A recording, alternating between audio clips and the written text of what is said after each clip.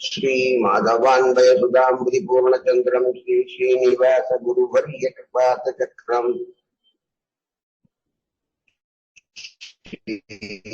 नव्यरङ्गयति वर्य कल्पणदेशिकेन्द्रम् भारद्वाजम् शतारिम् शुभगुणान् पण्डितेन्द्रम् भजेऽहम् सूनुम् नारायणस्य सुगजनसुभगम् पञ्चसंस्कारमाद्ये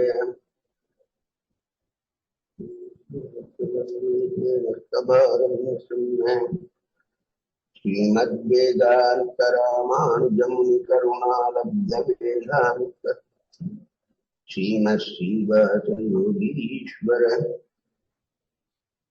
गुरुपदयो स्वात्मभारम् श्रीमश्रीरङ्गनाथाह्वय मुखाश्रममिदम् श्रीमद्वेदान्त रामानुजम् अपरम् संश्रये सुरेन्द्रम् जीवनम् जगताम् जीयात् किमप्यदतः स्पृहम् स्वतन्त्रम् सन्तेषु वेङ्कटेशाद्वयम् मम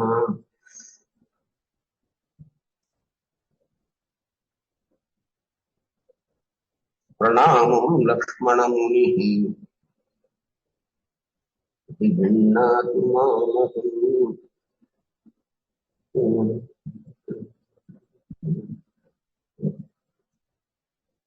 अस्मद्गुरुपरम्परायै नमः।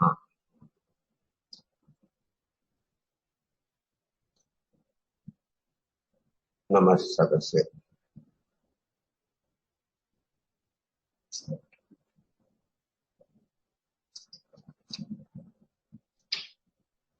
பதினான்காம் அத்தியாயத்தினுடைய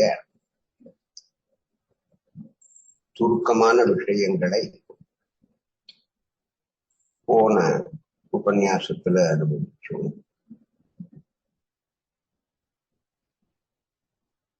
13ஆம் அத்தியாயத்திலே சத்வம் ரஜஸ்தமஸ் முதலான குணங்களினுடைய பிரஸ்தாவத்தை விரிவா சொன்னான் பகவான். இந்த 14ஆம் அத்தியாயத்திலே அந்த முக்குணங்களினுடைய விரிவும் அவைகளே நம்முடைய சம்சார பந்தத்துக்கு எவ்விதம் காரணங்களாக ஆகிறது என்பதையும் அதை எதை செய்தால் விலக்கலாம் என்கிற வழியையும் எம்பெருமான் இந்த 14ஆம் அத்தியாயத்திலே அருளி செய்கிறான். ஸ்ரீ பகவானுவாச்ச பரம் பூயः பிரவக்ஷ்யாமி ஞானானாம் ஞானமுத்தமம் யஜ்ஞாத்வா முனயः சர்வே பராம் சித்தமிதோ கதாः. பரம் முன்பே சொல்லப்பட்டதை விட அதிவிலட்சணமாய் வேறுபட்டதாய், ஞானானாம் உத்தமம் அறிவிலே சிறந்ததான ஞானம், அந்த அறிவை பற்றி பூயஹா பிரவக்ஷ்யாமி மறுபடியும் ஏ அர்ஜுனா உனக்கு சொல்லப் போகிறேன். யஜ்ஞாத்வா எந்த ஞானத்தை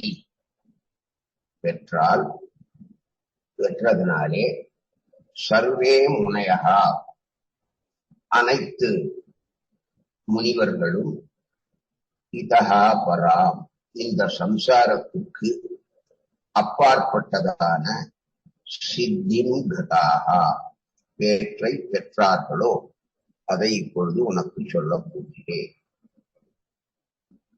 இப்போ அர்ஜுனா, இப்போ கிருஷ்ணனான நான் சொல்றது முன்னாலே சத்தும் ரஜஸ் தமஸை பற்றி சொன்னேன் இல்லையா, அதை காட்டிலும் வேறுபட்டது. ஞானங்களுக்குள்ளே மிக சிறந்ததானது. இந்த ஞானத்தை பெற்றுத்தான் பல முனிவர்கள் இந்த சம்சார மண்டலத்துக்கு அப்பாலான சித்தியை அடைந்திருக்கிறார்கள் அப்படின்னு பகவான் சொல்றான். இதுல முக்கியமா நாம் தெரிஞ்சுக்க வேண்டியது 6 விஷயங்கள். அதுல முதலாவதாக சத்துவம், ரஜஸ், தமசு அப்படிங்கிறதான இந்த முக்குணங்களும் வெவ்வேறானவைகளுடைய காரியங்களான ஒரு போகங்களிலே ஏற்படுகின்ற சங்கம்தான். நம்முடைய பலவிதமான பிறவிகள், ஜென்மம் எடுக்கிறோமே பிறவிகள், அதுக்கெல்லாம் காரணமாக இந்த முக்குணங்களாலே நாம் அனுபவிக்கும் போகங்களினாலே ஏற்படும் பாபம்தான் காரணமாக அமைகிறது. இதை முன்னால போன அத்தியாயத்திலேயே எம்பெருமான் அருளி செய்தார். காரணம் குணசங்கோஷ்ய சதசத்வாதி, குணங்களின்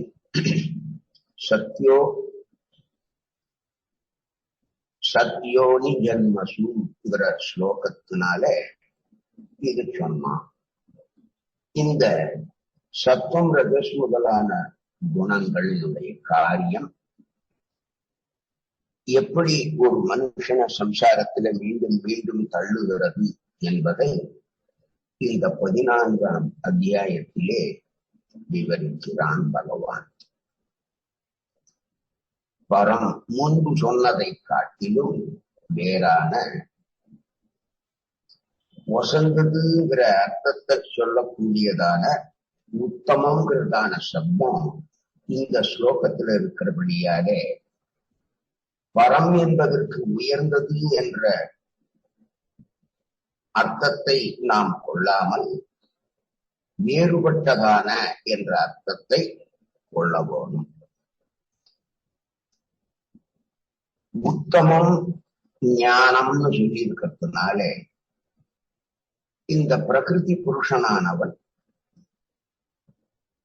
இந்த உத்தம ஞானத்தை பற்றியதான அறிவை காட்டிலும் சிறந்ததான பரமாத்ம ஞானத்தை காட்டிலும்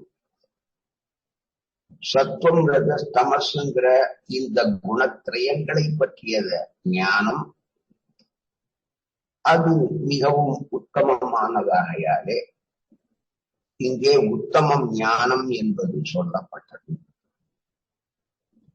முனையகா இந்த சத்துவம், ரஜஸ், தமஸ் ஆகிய முக்குணங்களை பற்றி அனவரதம், அதாவது எப்பொழுதும் சிந்திப்பவர்கள் இந்த முனிவர்கள். முக்குணங்கள் எவ்விதம் சம்சாரத்திற்கு காரணமாக ஆகின்றது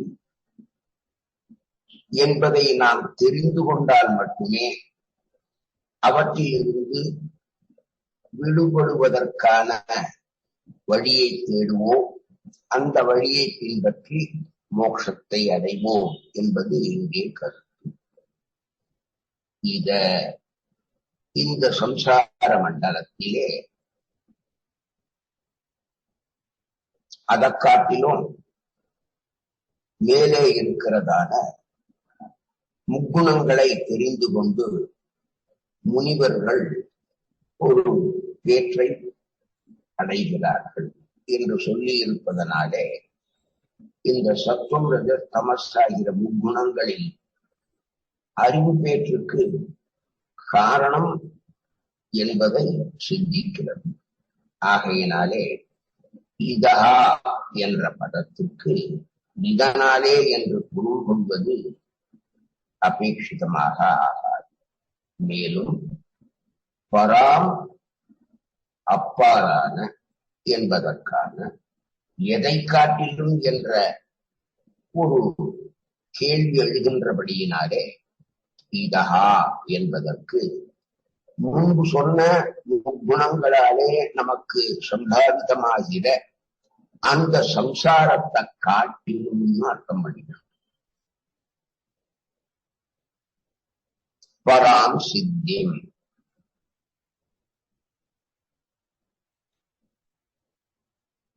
அப்பால் உண்டாகிற பேற்றை சம்சாரத்திற்கு அப்பாலான பரிசுத்த ஆத்மஸ்வரூபத்தை பெற்று அந்த முனிவர்கள் அனுபவிக்கிறார்கள். பகவானை பெற பகவத் பக்தியே சாட்சாத்தான காரணமாக அல்ல, முக்குணங்களுடைய அறிவினால் மாத்திரம் அவனை நாம் ஒரு காலம் பெற முடியாது என்பது இங்கே நாம் புரிந்து கொள்ள வேண்டியது மிக அவசியமாகும். ஏன்னா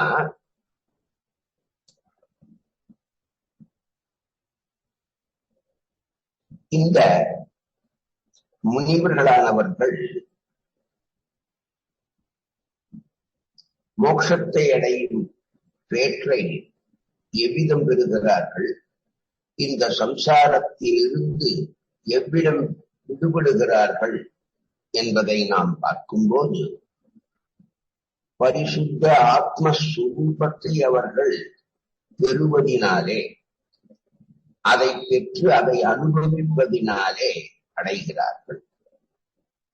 இப்போ முக்குணங்களை விலக்கிக் கொள்வதாலே பகவானை அடைய முடியுமா, அல்லது முன்பு சொன்ன மாதிரியான பகவானை அடைவதற்கு சாட்சாத்தான காரணமாக பகவத் பக்தியே அமைவதாலே இந்த சத்துவம் ரஜஸ்தமஸ்ங்கிறதான முக்குணங்களினுடைய ஞானத்தினாலே மாத்திரம் அந்த எம்பெருமானை மோட்சத்திலே அடைய முடியாது என்பதை நாம் மிக தெளிவாக தெரிந்து கொள்ள வேண்டும். இந்த முதல் ஸ்லோகத்துக்கு அர்த்தம் பண்ணவரான ஆதிசங்கரர்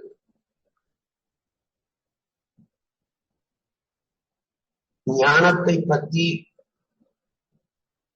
போன 13ஆம் அத்தியாயத்திலே ஒரு முறைக்கு பல முறை பகவான் சொன்னான். அதையே தான் இங்கே திரும்பவும் சொல்றான். ஏன் திரும்ப சொல்றான்னா, அது மிக மேலானதாக இருப்பதாலே. பரம்பொருளை பற்றியது அந்த ஞானம். ஞானங்கள் எல்லாவற்றிலும் சிறந்தது அது. ஞானானாம் என்றிருப்பதனாலே அங்கே அடக்கம், பணிவு இவற்றை அந்த பதம் நிச்சயம் குறிப்பிடவில்லை. ஞானானாம் என்பதற்கு யாகம், யஜ்ஞம், தபசு போன்றவைகளான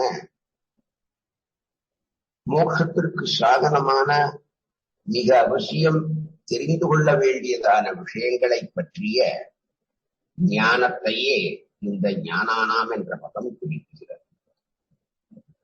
இப்படிப்பட்ட மிகச் சிறந்த அறிவை பெற்றதால் மட்டுமே முனிவர்கள் இந்த சரீர பந்தத்திலிருந்து, தேக பந்தத்திலிருந்து விடுபட்டார்கள் என்பது அத்வைத கருத்து. மேலும் இந்த பரம்பூயா பிரபக்ஷ்யாமி என்கிற முதல் ஸ்லோகத்துக்கு உரையிட்ட மத்வாச்சார்ய சுவாமி, பூயா மறுபடியும், பரம் வேறு ஒரு, ஞானானாம் அறியத் தகுந்தவைகளிடையே உத்தமம் மிக உயர்ந்ததான மேலான ஞானம், அறியத் தகுந்த விஷயத்தை பிரபக்ஷ்யாமி சொல்லப் போகிறேன். எது அதை ஞாத்வா தெரிந்து கொண்டு, முனையா மனனத்தில் ஈடுபட்ட சர்வே அனைவரும் இதா இந்த சம்சாரத்திலிருந்து பராம் உயர்ந்த சித்தி மோட்சத்தை கதாக அடைந்திருக்கிறார்கள். இங்கே பாஷ்யக்காரரும் சரி, ஆதிசங்கர பகவத்பாதாலும் சரி, ரெண்டு பேருமே முனையகாங்கிற பதத்துக்கு முனிவர்கள் ரிஷிகள்ங்கிற மாதிரி அர்த்தம் பண்றார். ஆனா மத்வாச்சார சுவாமி இந்த முனையகான்னா மனதினாலே ஈடுபட்ட சர்வே எல்லாரும் அவாதான் வசந்ததான அந்த மோட்சத்தை அடைஞ்சிருக்கா அப்படின்ற இது ஒண்ணுதான் வித்தியாசம், வேற எல்லாம் ஒண்ணுதான். அடுத்த இரண்டாவது ஸ்லோகமானது சத்துவம் ரஜஸ் தமசுன்னு சொல்றதான இந்த திரிகுணங்களுடைய ஞானத்தினாலே ஒருவன் அடைகின்ற பிரயோஜனத்தை பயனை சொல்லுகிறது.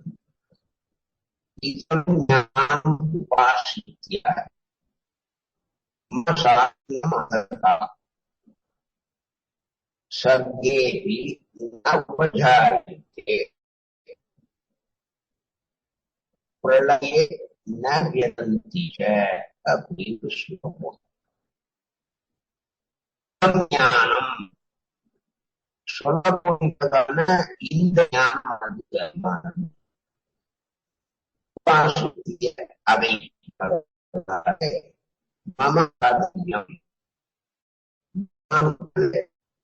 பகவான் தன்னுடைய சாமியத்தை அப்ப பகவானுடைய சாமியத்தை ஆகதாக பெற்றவர்கள் சத்யே மறுபடியும் சிருஷ்டிகாரங்களிலே நவபஜாயந்தே அப்படி திறக்க மாட்டார்கள். பிரளயாருடைய ஞானமன சாதர்மியம் பகவானான என்னுடைய சாமியத்தை ஆகதாக பெற்றவர்களாக ஆகிறார்கள். சர்க்கே மறுபடி சிருஷ்டி காலங்களிலே நவுபஜாயந்தே பிறக்க மாட்டார்கள். பிரளயே பிரளய காலத்திலும் கூட நவ்யதந்தி அந்த ஞான சங்கோஜாதிகளை அவர்கள் பெற்று சிரமத்தை அடைய மாட்டார்கள் அப்படின்னார். அதாவது இந்த திரிகுணத்தை பற்றியதான உண்மையான அறிவை பெற்றவர்கள் பகவானான என்னைப் போலவே ஆகின்றார்கள். மறுபடியும் சிருஷ்டி வரும்போது அவர்கள் பிறப்பதில்லை. பிரளய காலத்திலே அவர்களுக்கு அழிவும் கிடையாது அப்படின்றான் பகவான். ஏன்? அவா வைகுண்டமான மோட்சத்துக்கு போயிடுறதுனால இந்த சாம்சாரிகமான பிறப்போ இறப்போ அவர்களுக்கு இல்லை என்பது இங்கே ஒரு முக்கியமான கருத்தாக சொல்லப்படுகிறது. இந்த ஸ்லோகத்தை பொறுத்த வரைக்கும் சுவாமி தேசிகன் 7 விஷயங்களை முக்கியமா சொல்லிட்டார் தன்னுடைய தாத்பரிய சொல்லிக்கையில. சத்துவம் ரஜஸ் தமசுங்கிற இந்த குணங்களினுடைய ஞானத்தாலே கிடைப்பதான இஷ்டமானது முன்னாலே முதல் ஸ்லோகத்திலே சொல்லப்பட்டது. இந்த ஸ்லோகத்திலே அந்த முக்குணத்தை பற்றிய ஞானத்தினாலே உண்டாகின்றதான சம்பவிக்கின்றதான அனிஷ்ட நிவிருத்தியாதிகள் சொல்லப்படுகிறது. இதம் ஞானம் முக்குணங்களை பற்றி மேலே சொல்லப் போகின்றதான அந்த ஞானமானது சாதர்மியமாகதாக அந்த முக்குணத்தை பெற்ற அறிவை உள்ளபடி பெற்றவன் எனக்கு சமமானதான ஒரு நிலையை அடைகின்றான். சர்க்கே சிருஷ்டி காலங்களிலோ நவ்யதந்தி அவர்களுடைய அறிவு சுருங்கி அவர்கள் எந்த கட்டமும் அடைவதில்லை. யயேனம் வேத்தி புருஷம் பிரகிருதிஞ்ச குணைஹி சஹா சர்வதா வர்த்தமானோபி நச பூயோபி ஜாயதேங்கிறது நாம போன 13வது அத்தியாயத்திலே பார்த்த ஸ்லோகம் இல்லையா? அது பிரகாரம் அதே பலனைத்தான் இந்த ஸ்லோகத்தாலும் பகவான் குறிப்பிடுவான்.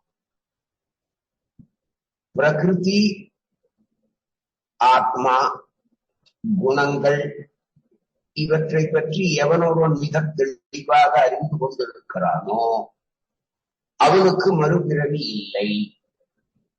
இந்த பிரகிருதியை பற்றியும் புருஷர்களான ஆத்மாவை பற்றியும் 12ஆம் அத்தியாயத்திலே மிக விசதமாக எடுத்து சொன்னான். இந்த 14ஆம் அத்தியாயத்திலே அந்த குணங்களை பற்றி தெளிவடைந்தவன். இந்த மூன்றையும் எவன் தெளிவாக அறிந்து கொள்கிறானோ அவனே எம்பெருமானை அடைய, அதாவது மோட்சம் அடைய தகுதி பெறுகிறான் என்பதை இந்த ஸ்லோகம் சொல்லுகிறது.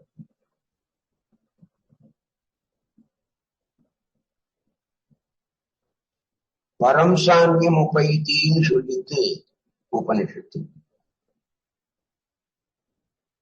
முக்தனானவன் பகவானை போலவே ஆகிறான் என்பதனாலே ஜீவ ஈஸ்வர பேதமும் ஜீவாத்மாக்களுக்குள்ளே ஒருவருக்கொருவர் பரஸ்பர பேதமும் சுவாபாவிகமாக காட்டப்படுகிறது.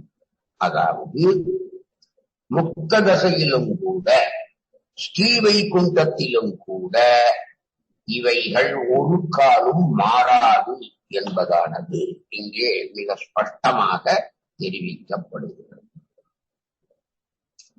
இந்த ஸ்லோகத்துக்கு அத்வைத பரமார்த்தம் பண்ண சங்கரர் கீழே சொல்லப்பட்டதான ஞானத்தை அடைந்தவன் அந்த ஞான சாதனங்களை எல்லாம் அனுஷ்டித்து பரமேஸ்வரனான பகவான் கிருஷ்ணனுடைய ஒற்றுமையை அந்த கிருஷ்ணன் வடிவமாக இருத்தலை அவர்கள் பெறுகின்றார்கள். இங்கே இந்த ஒற்றுமை என்பது ஒப்புமை இல்லை. கீதா சாஸ்திரமானது ஜீவனுக்கும் ஈஸ்வரனுக்கும் சொல்லப்படுவதான அந்த வேற்றுமையை ஏற்பது இல்லை. பகவானான தன்னுடைய தன்மையை அடைந்தவர்கள் சிருஷ்டி காலத்திலும் பிறப்பதில்லை, பிரளய காலத்திலும் அழிவதில்லை. இதுதான் அத்வைதபரமானது. இங்கே ஜீவாத்மா வேறு பரமாத்மா வேறு என்பதானது மறுக்கப்படுகிறது. ஒண்ணு. இரண்டாவது, ஜீவனுக்கும் ஈஸ்வரனுக்கும் வேற்றுமை இல்லை என்பது நாம் ஒத்துக்கொள்ளாத ஒன்று. மேலும் ஜீவாத்மாக்கள் பற்பல, அவைகள் ஒன்றுக்கொன்று மாறுபட்டது என்பது இங்கே ஜீவாத்மாலாம் ஒண்ணுதான். அந்த ஜீவாத்மாவே பரமாத்மா இது பரம் சாமியம் உபைத்திங்கிற அதை சொல்றது. அகம் பிரம்மாஸ்மிங்கிற தத்துவத்தை முன்னிறுத்தி அந்த பிரம்மமாகவே அந்த ஜீவாத்மா ஆறதுன்னு சொல்றார். இந்த இதம் ஞானம் உபாசித்தியங்கிற 2வது ஸ்லோகத்துக்கு 14வது அத்தியாயத்திலே வியாக்கியானம் எழுதுகிற மத்வாச்சார்ய சுவாமி இப்படிப்பட்ட திரிகுணத்தை பற்றியதான மிக நல்ல அறிவை பெற்றவன் மோட்சத்திலே எவ்விதம் அவர்கள் இருக்கிறார்கள் என்பதை இந்த ஸ்லோகம் தெரிவிப்பதாக சொல்கிறார். மேலும்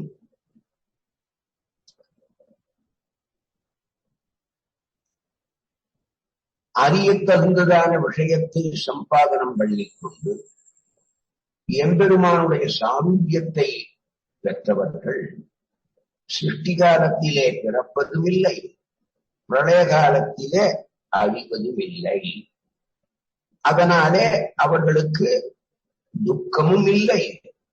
இந்த சம்சார பந்தத்திலே இருப்பதான அந்த தாபத்ரயமான ஆத்தியாத்மிக, ஆதி பௌதிக, ஆதி தெய்வீக அந்த கஷ்டங்கள் எல்லாம் அவளுக்கு இல்லை. பரமம் சாமியம் உபைத்தீங்கிற சுத்தி வாக்கியத்தினாலே ஜீவாத்மாவானவன் பரமாத்மாவான எம்பெருமானின் சிறந்த சாமியத்தை அடைகிறான் என்ற அர்த்தம். இறப்பு இறப்புகள் இல்லாதிருப்பதே சாமியமே தவிர பகவானோடு எல்லா விதங்களிலும் அவனுக்கு சாமியம் என்று இங்கே நாம் பொருள் கொள்ளக்கூடாது. சுகத்தின் நிறைவும் பந்தமின்மையும் சத்தியகாமத்துவம் முதலியவற்றில் சாமியத்தை கொள்ள போனும் அப்படிங்கிறார். அதனால இந்த இரண்டாவது ஸ்லோகத்துக்கு விசிஷ்டாத்வைத பரமாக நம் முன்னோர்கள் செய்யும் அர்த்தம் வேறு, அத்வைத பரமாக ஆதிசங்கரர் வியாக்கியானம் இடுவது வேறு, துவைத்தபரமாக மத்வாச்சார் சுவாமி சொல்ற விஷயம் வேறு. ஆனா கிட்டத்தட்ட பாஷிகாரர்களுடைய வியாக்கியானத்துக்கும் மத்வாச்சாருடைய வியாக்கியானத்துக்கும் பல அம்சங்கள்ல ஒற்றுமை இருந்தாலும் சில அம்சங்களிலே வேறுபாடு இருக்கத்தான் செய்கிறது.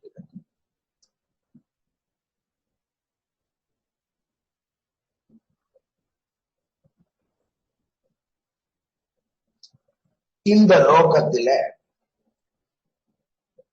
அனைத்து விதமான பிராணிகளும் பிரகிருதி ஜீவன் இவற்றின் சேர்க்கையாலே உண்டாகின்றன என்ற அந்த 13ஆம் அத்தியாயத்திலே சொல்லப்பட்ட விஷயத்தை, அந்த சேர்க்கையை பகவானாகிய தன்னாலேயே உண்டு பண்ணத்தக்கது என்று பகவான் சொல்லுகிறான் மேலே 2 ஸ்லோகங்களாலே. மமயோ நிர்மஹத் பிரம்ம தஸ்மின் கர்ப்பம் ததாமி அகம் சம்பவஹ சர்வபூதானாம்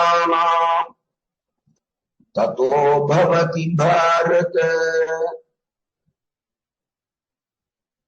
யோனிஹி இந்த உலகத்திற்கு காரணமான மகத் பிரம்ம பெரியதாய் பிரம்மம் என்று சொல்லப்படுகின்ற பிரகிருதியானது மம பகவானான என்னுடையதே. அது தஸ்மின் அந்த பிரகிருதியினிடத்திலே அகம் பகவானான நான் கர்ப்பம் ததாமி ஜீவராசிகளை சேர்க்கிறேன். பாரத ஏ பரத வம்சத்தில் உதித்தவனே, ததா அதிலிருந்து சர்வபூதானாம் எல்லா பிராணிகளுக்கும் சம்பவஹா பிறவியானது பவதி ஏற்படுகிறது. சமஸ்த லோகங்களுக்கும் காரணமான பிரகிருதி என்ற தத்துவம் பகவானான என்னுடையதே. அதாவது அந்த எம்பெருமானான அவனுக்கு சேஷப்பட்டதே. அந்த பிரகிருதியினிடத்திலே பகவானான நான் கர்ப்பத்தை சேர்க்கிறேன். அதிலிருந்து எல்லா பிராணிகளும் உற்பத்தி உற்பத்தி ஆகின்றன என்பது இங்கே பகவான் சொல்லக்கூடிய விஷயமாக கொள்ளப்பட வேண்டும். இதுல ஒரு 7 விஷயங்கள் அற்புதமா நாம தெரிஞ்சுக்கணும். இந்த சத்துவம், ரஜசு, தமசுங்கிறதான திரிகுணம் இருக்கு. அது எவ்விதம் நம்மளுடைய பந்தத்துக்கு காரணமாகிறது, அதை எப்படி நாம விலக்கிக் கொள்ள முடியும் என்ற விஷயங்களை பத்தி தானே இந்த அத்தியாயத்துல முக்கியமாக விவரிக்க போறேன்னு சொன்னா, இந்த ஸ்லோகம் அவன் சொன்ன அந்த விஷயங்களை மேற்கொண்டு விவரிக்காமல் போனாலும் கூட முக்குணங்கள் பந்தத்திற்கு காரணங்களாவதும் குண சம்பந்தத்திற்கு காரணமான இந்த பிரகிருதி புருஷ சம்பந்தமும் அந்த எம்பெருமானான பகவானுடைய சங்கல்பத்தினாலேயே உண்டாகின்றன என்ற விஷயத்தை விவரிக்கின்றபடியினாலே இதற்கு இந்த பிரகிருதியுடனான தொடர்பு இருக்கிறது என்பது விஷயமாகிறது. யோனிஹி உலகங்களுக்கெல்லாம் காரணமான மகத் பிரம்ம பெரியதான இந்த மூல பிரகிருதி, மகத்து முதலியதான பிராகிருதங்களான அக்ஷயங்களுக்கெல்லாம் காரணபூதமானது இந்த பிரகிருதி. அதஹா பரிச்சேதரகிதமான, அதாவது பிரஜா நதிக்கு கீழே எங்கும் வியாபித்திருப்பதான இந்த பிரகிருதியே மகத் பிரம்ம என்ற சப்தத்தினாலே சொல்லப்படுவதாக நம் தர்சகஸ்தாபரான ஸ்ரீ பாஷ்யக்காரனுடைய ஒரு கருத்து. மம என்று பகவான் சொல்லுவதாலே இது பகவானுடையது, அதாவது அந்த பகவானுடைய சொத்து.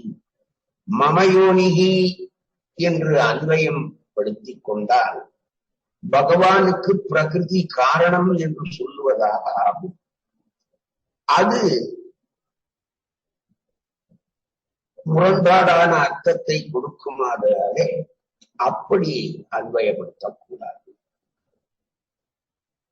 கர்ப்பம் ததாமி, ஜீவராசிகளை கர்ப்பம்னா சேர்க்கிறது.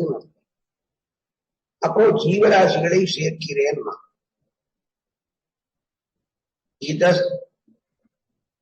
இதொன்யாம் பிரகிருதி வித்தி மேபராம் ஜீவபூதானாம் என்ற இடத்திலே குறிப்பிடப்பட்ட ஜீவ சமஷ்டியே, அதாவது சேதன பூஜ்யமே, அந்த சமூகமே சகல பிராணிகளுக்கும் பீஜமாக விதையாக அமைவதாலே இங்கே கர்ப்ப சப்தத்தினாலே அந்த பீஜமான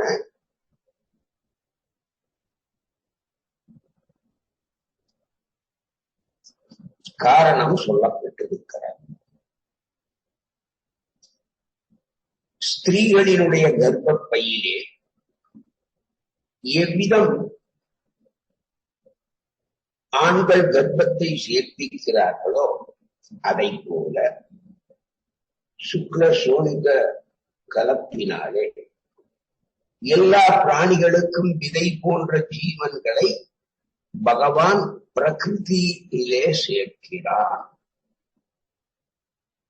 பூமியில் எவ்விதம் ஒரு விதையை நாம் ஊன்றினால் அது மரமாகிறதோ அதை போல இந்த பிரகிருதியிலே ஜீவனை பகவான் சேர்க்கிறான். ஜீவாத்மாவானவன் சுகதுக்கங்களை அனுபவிப்பதற்கு இடமான அந்த போகஸ்தானமான பிரகிருதியிலே தான் போக்தாவாக ஆகி தன்னுடைய இந்திரியங்களான போகோபரணங்களாலே அந்த போக்கியத்தை, அந்த சுகதுக்கங்களை அனுபவிப்படுகிறான். இங்கே சேதனனை பகவான் சேர்க்கிறான் என்பதுதான் கர்ப்பம் என்ற பதத்துக்கு தாத்பரியமே அன்றி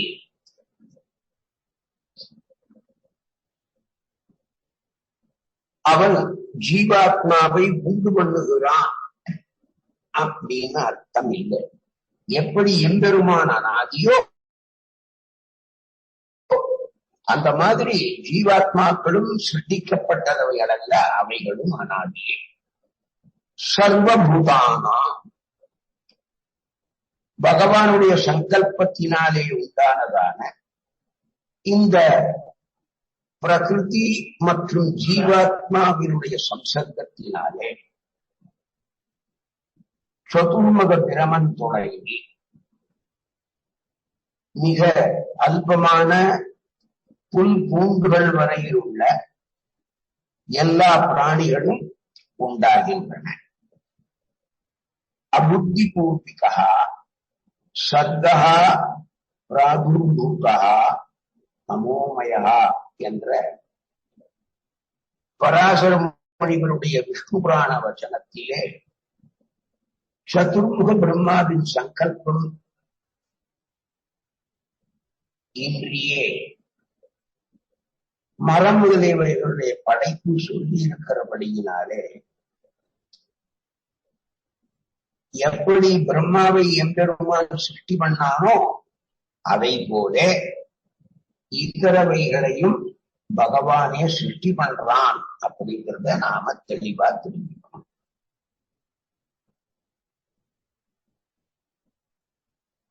இந்த மூன்றாவது ஸ்லோகத்துக்கு அத்வைத பிரம்மா அர்த்தம் பண்ண சங்கரர் கருப்பை என்பது கர்ப்பத்தை கர்ப்பம்னு எடுத்துக்கிறார் அவர். அந்த கருப்பை என்பது பகவானுக்கு சொந்தமான அவனுடையதான மாயை அப்படின்றார். அந்த மாயை தான் முக்குண வடிவமான இந்த பிரகிருதியா இருக்கட்டும், இதர வஸ்துக்களா இருக்கட்டும், எல்லாத்துக்குமே அதுதான் காரணமாக ஆகிறது. காரணமான அந்த முக்குண வடிவமான பிரகிருதி பொருள்கள் எல்லாம் அவையவை தனது காரியங்கள் எல்லாவற்றிலும் பெரியதாக இருப்பதாலே மகத் என்கிறார். தன்னுடைய வேறுபாடுகளுக்கு காரணமாக அமையனால் மேலும் அவற்றை வளரச் செய்வதினாலும் பிரம்மம் என்று கருப்பையே விசேஷிக்கப்படுகிறது. ஈஸ்வரனாகிய நான் அந்த பெரிய பிரம்மமாகிய கருப்பையினுடைய கர்ப்பத்தை கருவை ஹிரண்ய கர்ப்பன் உண்டாவதற்காக விதைக்கிறேன் என்பது இந்த ஸ்லோகத்தினுடைய அர்த்தம் என்று முழுக்க முழுக்க அத்வைத பரமாகவே சொல்லுகிறார். ஏன்னா அவளை பொறுத்த வரைக்கும் இந்த உலகத்தில் உள்ள வஸ்துக்களோ இல்ல ஜீவாத்மாவோ எல்லாம் மாயை, அந்த பிரகிருத்தினாலே வரும். அந்த மாயை போய் உண்மையை நாம தெரிஞ்சுக்கிட்டோம்னா நாமே பகவானாக இருப்போம். அகம் பிரம்மாஸ்மி அந்த தத்துவத்தை திரும்ப திரும்ப இங்கே சொல்றார். இந்த இடத்துல கர்ப்பம் என்பதற்கு ஸ்வயம் பரம்பிரம்மத்தையே இங்கே சொல்றார். அங்கே விசிஷ்டாத்வைத பரமா சேர்ப்பதுன்னு சொன்னோம் கர்ப்பத்துக்கு. அதாவது இந்த பிரகிருதியிலே புருஷனை, அதாவது ஜீவாத்மாவை சேர்ப்பதை கர்ப்பம்னு சொன்னோம். ஆனா ஆதிசங்கர பகவத் பாத்தாள் இந்த கர்ப்பம் என்பது கருப்பையை சொல்லுவதாகும். அது ஈஸ்வரனான அந்த பகவானை அன்றி வேறல்ல என்பது, அந்த பிரகிருதியான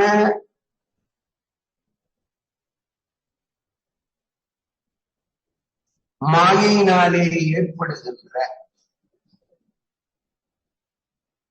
அந்த மகத் பிரம்மமான கருப்பையினுள் இருக்கிற கர்ப்பத்தை, அந்த கருவை ஹிரண்ய கர்ப்பன் உண்டாவதற்காக எம்பெருமான் விதைப்பதாக ஒரு அர்த்தத்தை சொல்லுகிறார் ஆதிசங்கரர். துவைத்தபரமா இதே ஸ்லோகத்துக்கு அர்த்தம் பண்ண மத்வாச்சாரிய சுவாமி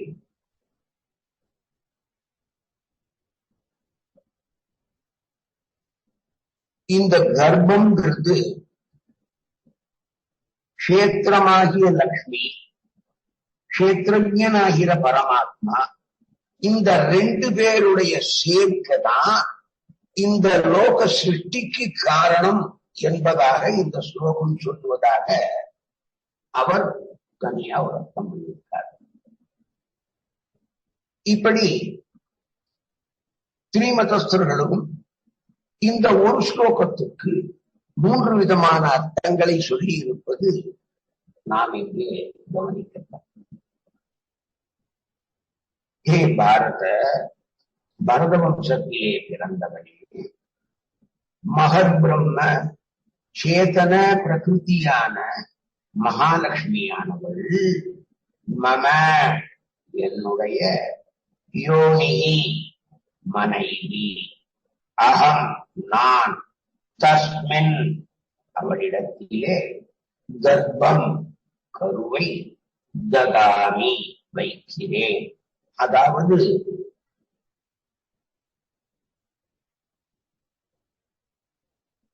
பிரகிருதி தவிர மற்ற தத்துவங்களுடைய அம்சங்களுடன் கூடிய ஜீவராசிகளை எல்லாம் என்னுடைய வீரியத்தின் மூலம் வெளிப்படுத்தி லக்ஷ்மியினுடைய வயிற்றிலே பகவானான நான் வைக்கிறேன். அதிலிருந்துதான் சதுர்முக பிரம்மா முதலான எல்லா ஜீவவர்க்கங்களுக்கும் பிறவி என்பது ஏற்படுகிறது என்று சொல்லுகிறார். இதுல பாருங்க,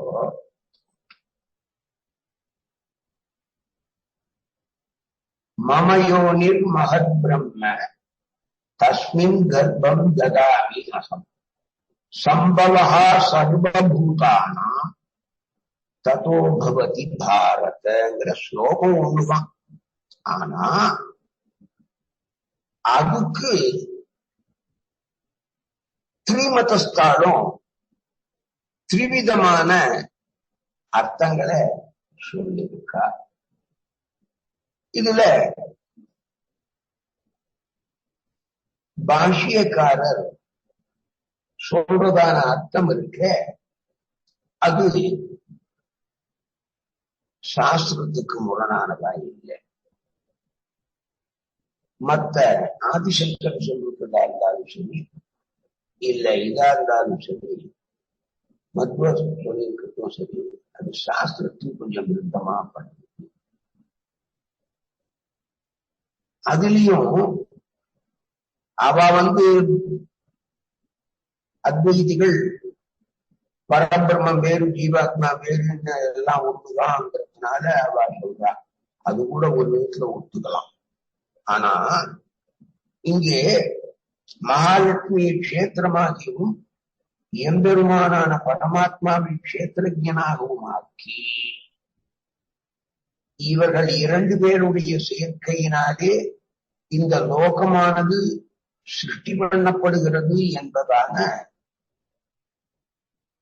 ஒரு விஷயத்தை இங்கே மத்வர் சொல்லுகிறார். இது சாஸ்திரத்துக்கு முற்றிலும் முரண்பட்டதாகும். ஏன்னா கேவலம் சங்கல்பத்தினாலேதான் பகவான் சிருஷ்டி பண்றான். அகம் பகுஷ்யாம் பிரஜாயேதி ததனுப்ரவிஷ்ய தச்சா பவதி நிருத்தஞ்ச நிருத்தஞ்ச நிலையனஞ்ச நிலையனஞ்ச ஆனந்தவல்லியில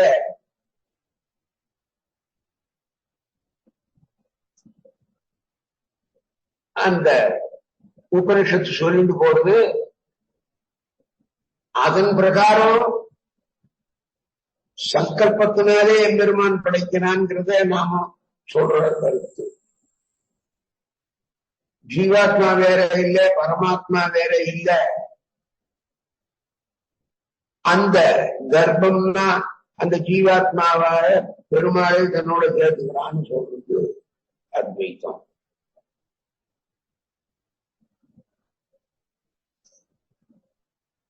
மகாலட்சுமிங்கிற ஒரு க்ஷேத்திரத்திலே க்ஷேத்திரஜ சரீரம்னு அர்த்தம். மகாலட்சுமி சரீரமாகவும் எம்பெருமான ஆத்மாவாகவும் பரமாத்மா க்ஷேத்திரஜன். இந்த க்ஷேத்திரஜ சேர்க்கை இருக்கு, அதுதான் சிருஷ்டிக்கு காரணம்னு மத்தருடைய இது மூணுமே 3 விதமான இது. இப்ப நாம விசிஷ்டாத்வைதிகளா இருக்கிறதுனால நமக்கு வேதத்துக்கு எவ்வித முரண்பாடும் இல்லாமல் இருக்கிற பாஷ்யக்காரனுடையதான அதாவது சமஸ்த லோகங்களுக்கும் காரணமான பிரகிருதி என்ற தத்துவம் பகவானுடையது. அது அவனுக்கு சேஷமானது. அதனிடத்திலே அந்த பிரம்மமானது ஜீவாத்மாவை சேர்க்கிறான். அதினின்று எல்லா பிராணிகளுக்கும் உற்பத்தி ஏற்படுகிறது என்பதுதான் பாஷ்யக்காரர் சொல்ற விஷயம், சுவாமி தேசிகன் சாதிக்கிற விஷயம். இங்கே அத்வைதபரமாகவோ துவைதபரமாகவோ சொல்லுகின்ற அர்த்தங்கள் சாஸ்திரத்திற்கு முற்றிலும் முரணானது என்பதுதான் அடியனுடைய ஒரு தாழ்மையான அபிப்பிராயம். கவிதார்க்கிய சிம்ஹாய கல்யாணமசாரியே ஸ்ரீமதே வெங்கடேஷாய வேதாந்த குரவே நமः.